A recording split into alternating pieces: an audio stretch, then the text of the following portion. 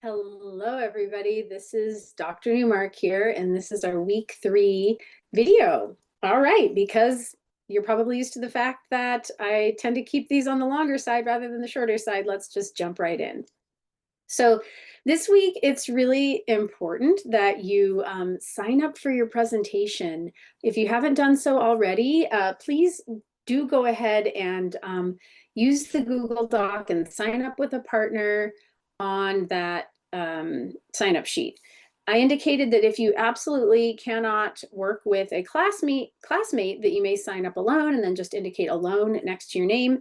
But if you can, I encourage you to work with a classmate. So we have some people signed up for next week, so that's great. So we'll have a video created by some classmates next week, and they will also compose some questions to go along with their video that will be in the discussion board.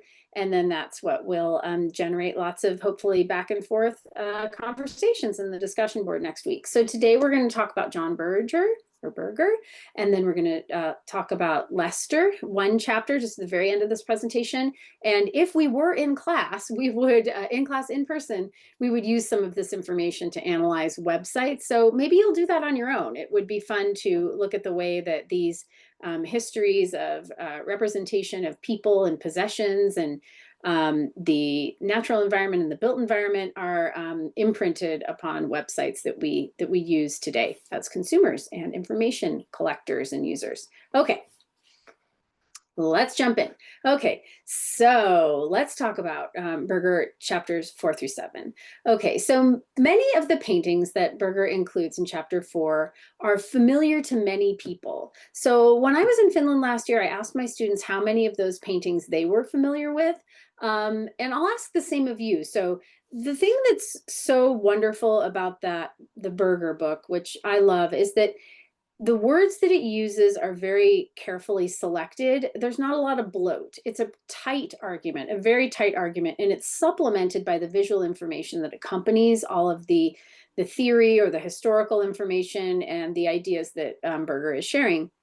So the images do just as much work as the text does. I'd love to talk more if we had a longer attention span for long YouTube videos to talk about the ways that are most beneficial to use images in technical and professional communication.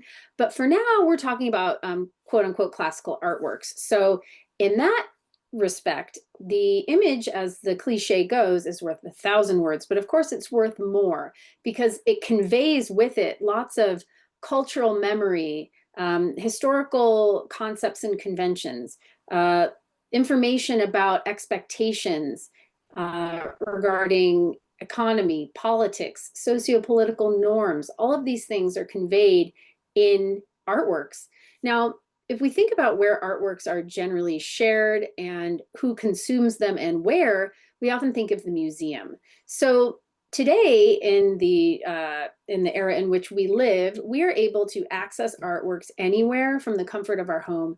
This has really evolved even since Berger was writing his book. When he shows images in his book of a person wearing like a Mona Lisa t-shirt or a bulletin board in someone's home in which images or postcards showing very well-known paintings are pinned so that you can create your own sort of photo collage or your own gallery wall with images that you like.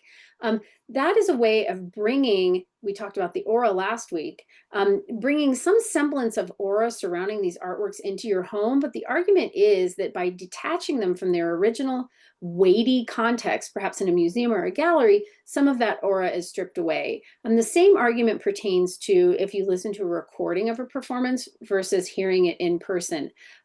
Hearing something in person or viewing something in person is related to the privilege of access to that space.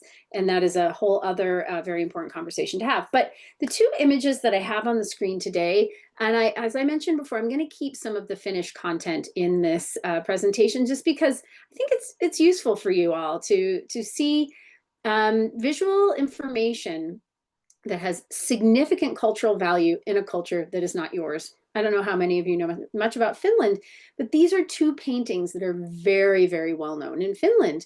I included one last week. from the Kalevala. And this one, the first one is by Simberg, The Wounded Angel. And this other one is the Fighting Capercaillie. So I had my students look at these, and these were new to me as a United States educator, teaching for a year in Finland. And I said, I know these are really well known in Finland, but can you tell me a little bit about what these mean to you and how they make you feel? And if you remember when you saw this for the first time, I'm gonna show some images that I'll ask the same questions of you about in the next slide. But let's return to this idea that Berger puts forward. Is he explains in chapter five that oil painting developed as an art form in order to express a particular view of life.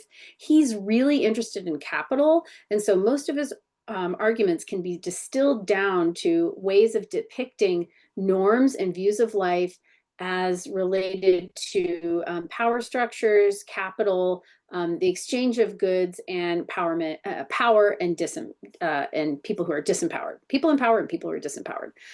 So what are some of the norms of an oil painting norms of oil painting that began to be established in the 16th century? He's really clear on that point. And if we look at the way that visual information is used today in our culture in the United States, I would put forward the idea that it descends from some of these norms that were put forth in the 16th century in European oil painting. That's his argument as well. So the traditions of oil painting shape the way that we see women, food, dignitaries, mythology, landscape. The picture on the lower right shows the Finnish landscape with these two large game birds that are fighting. The students that talked about this image with me felt a strong sense of home looking at the Finnish forest in this painting.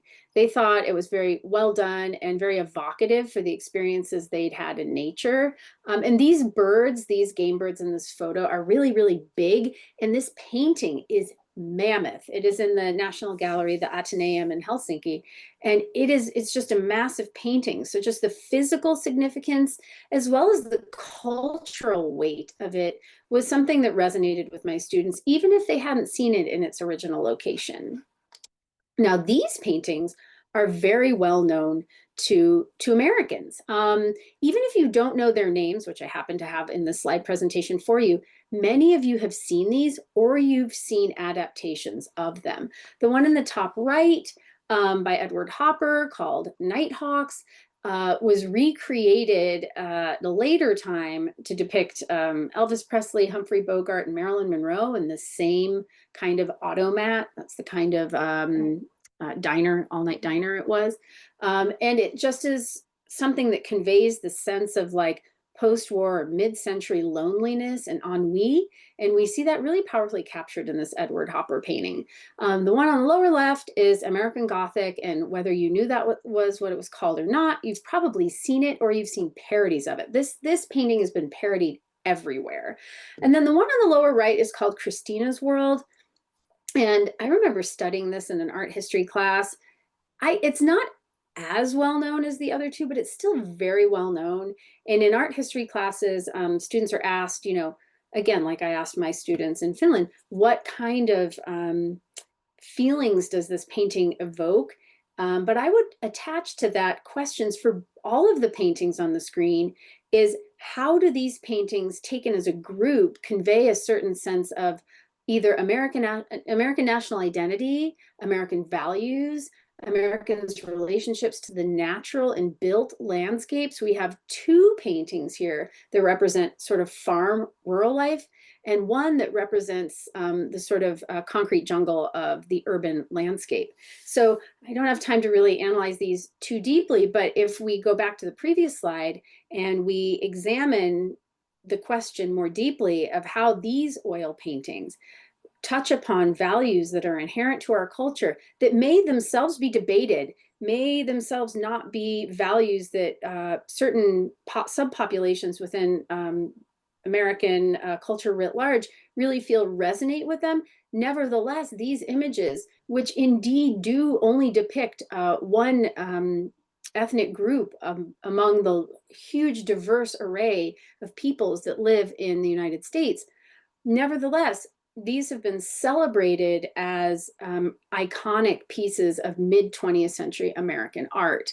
Again, not an art history class, but given the power that these images have over the representation of American national identity and American history regarding built and unbuilt or natural landscapes, it's important to keep these in mind. There will be more examples as we continue through this presentation. Okay, so he talks about how oil paintings facilitated new attitudes concerning property and exchange.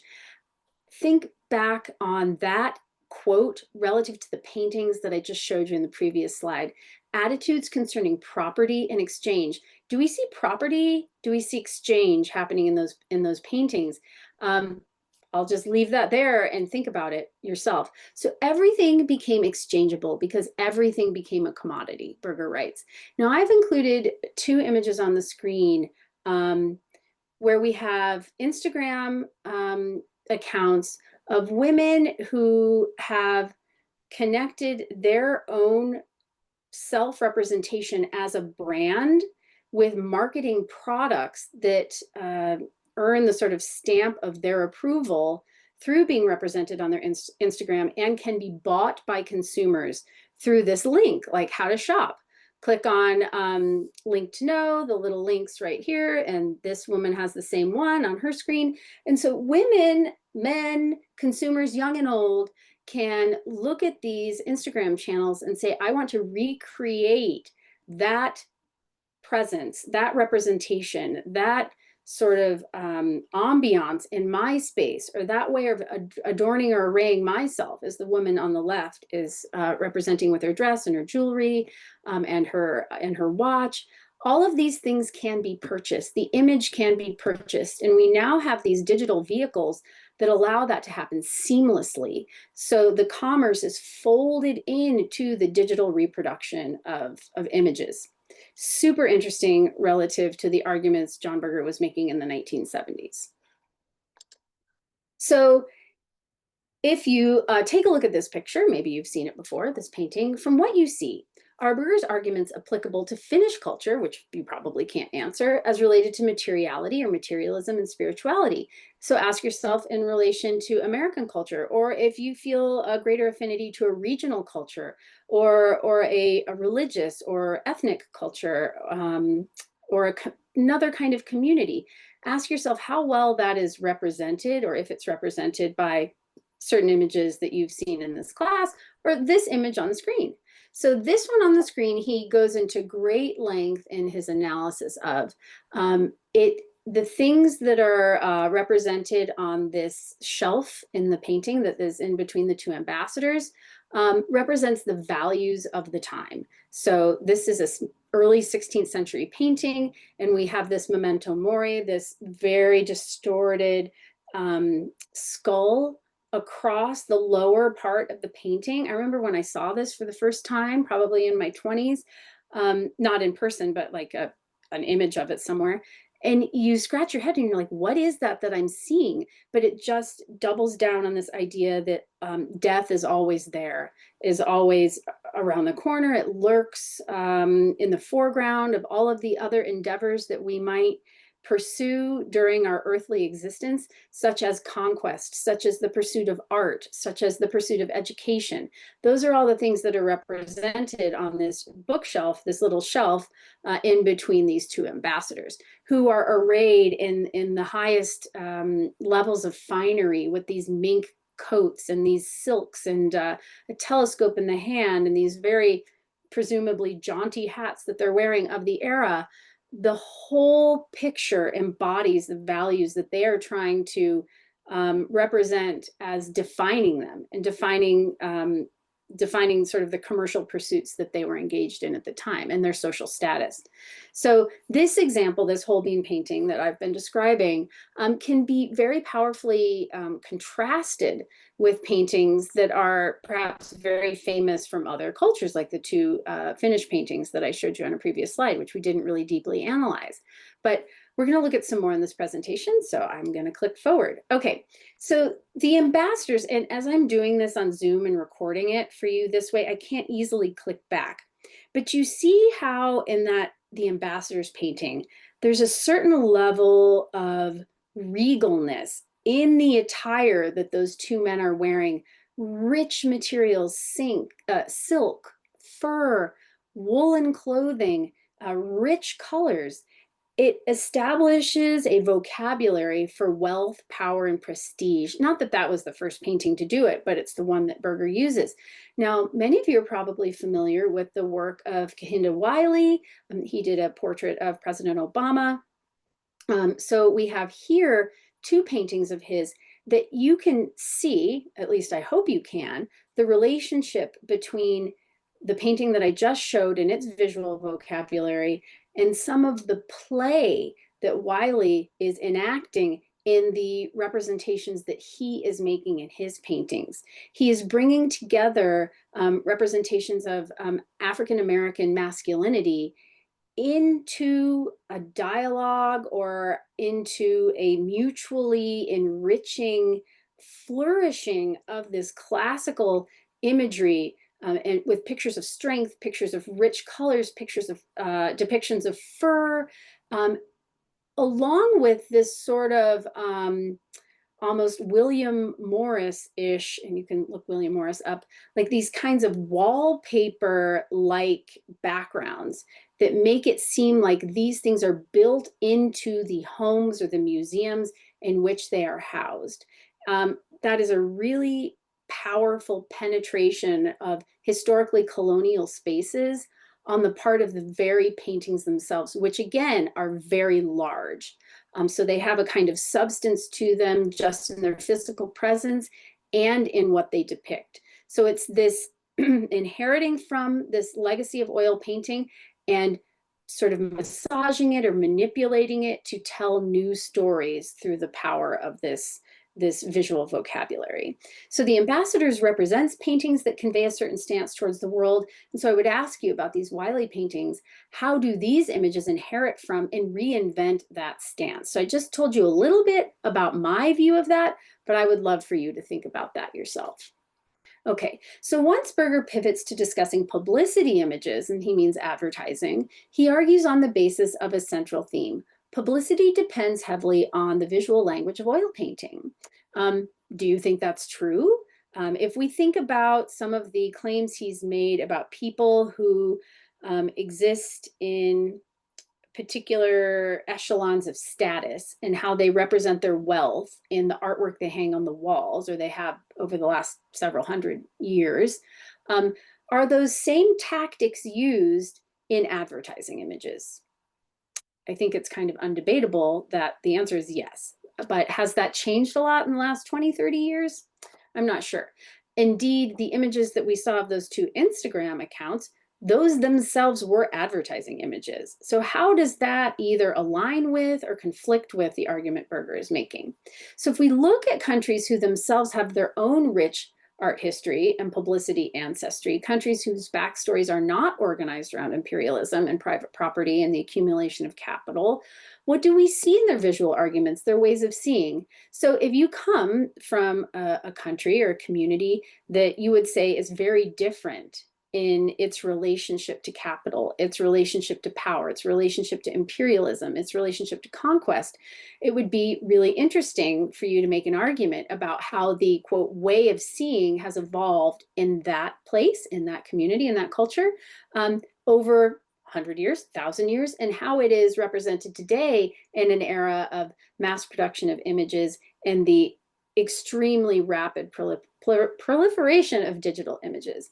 So the vintage Finnish advertisements that my students could easily call to mind could tell them certain things about whether or not this like sort of European oil painting tradition had inflected those images. And I'm going to show you some examples from American culture in just a moment.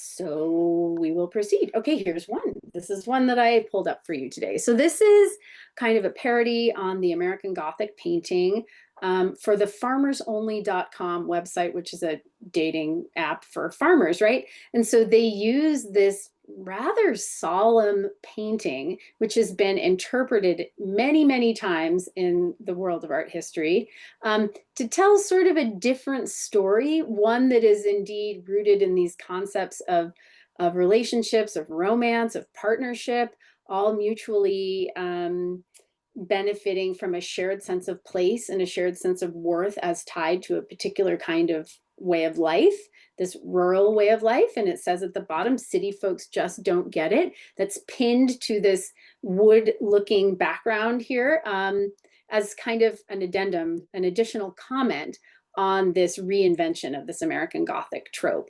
I was reading a Reddit forum that had lots of different versions of this American Gothic image, some, for Casio calculators in the 80s, some for McDonald's. I mean, you can look it up yourself. There's so many ways that this has been reinvented over time in marketing images. Similarly, the Edward Hopper painting Nighthawks has been kind of remade and reimagined in popular culture in a variety of ways, including in a Simpsons episode. So we see how these enter kind of our visual discourse practices in ways that come to inhabit popular culture in meaning-making ways. Okay. Now, in a very abrupt left or right turn, we're going to talk about some of these ideas from Paul Martin Lester's chapter 2. And I'm really sorry that the Lester chapters are pretty low quality, but that's the best I could do to get those to you. So hopefully you could still access them, read them, and take some good ideas out of them. So visual cues, if you study graphic design, if you study art, if you study visual rhetoric, you are introduced to a certain list of visual cues. Some people include 5, some people include 8. There's the whole variety of them, but we're going to hone in on the ones that Lester mentions in this list. So he explains the brain most quickly and easily responds to 4 major attributes of all viewed objects: color, form, dots, lines, shapes.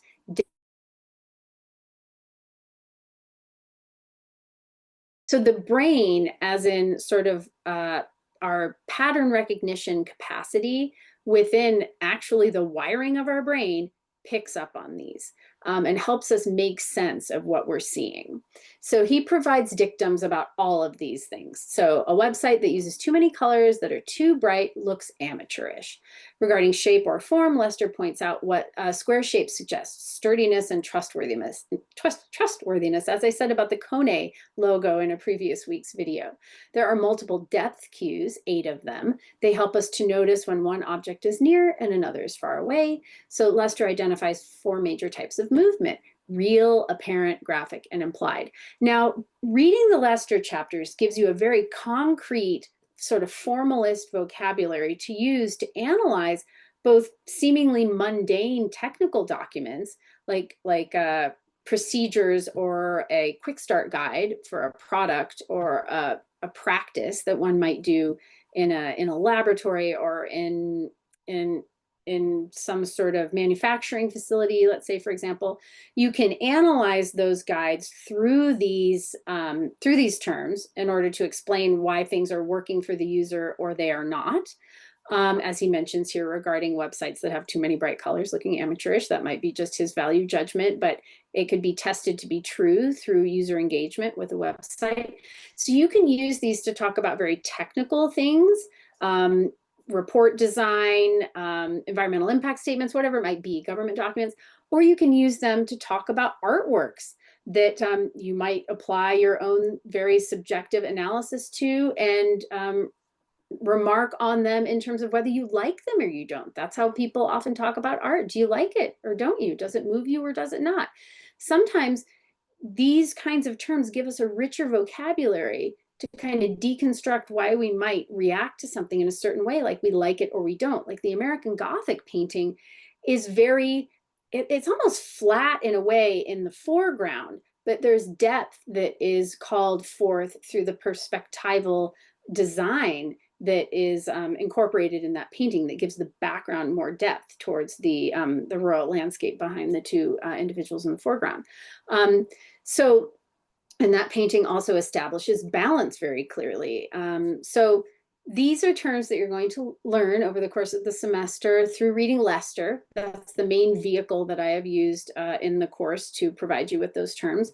The more sort of sublime or nuanced terminologies that we're going to use to get at the larger cultural meanings of these things will be provided by some of the other more theoretical texts. So without further ado, I am going to end this video. I hope that you have enjoyed talking a little bit. Hopefully you've talked back to the video and you've thought about these things, maybe paused the video and written down some notes. I'm really excited to see your presentation starting next week. But without any more comments from me, I'm going to end this video and I hope you have a great rest of your week.